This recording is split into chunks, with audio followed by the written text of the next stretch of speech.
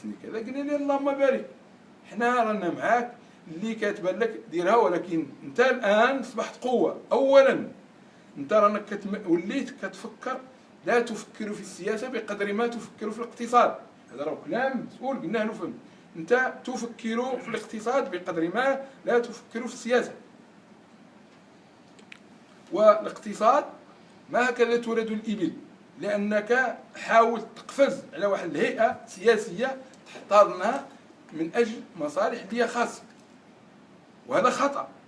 خاص الإنسان يكون عارف، لأنه إلى حد الآن غادي نعيش واحد العدد ديال المشاكل، غادي نعيشوها لا في التسيير ولا غادي نعيشوها في التجهيز ولا في الطريقة، لأنه الآن كنتلاقاو مع التصادمات ديال التسيير، يعني تناقضات.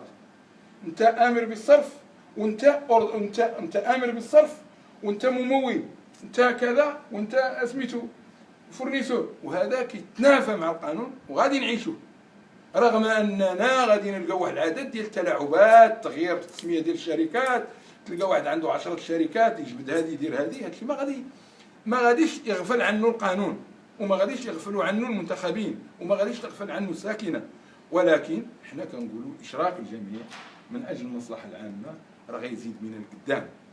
هذه العمليه القفز على الناس اللي عن حسن النيه راه كيأثر على التسيير ديال الشأن المحلي ولا غيره. وشكرا.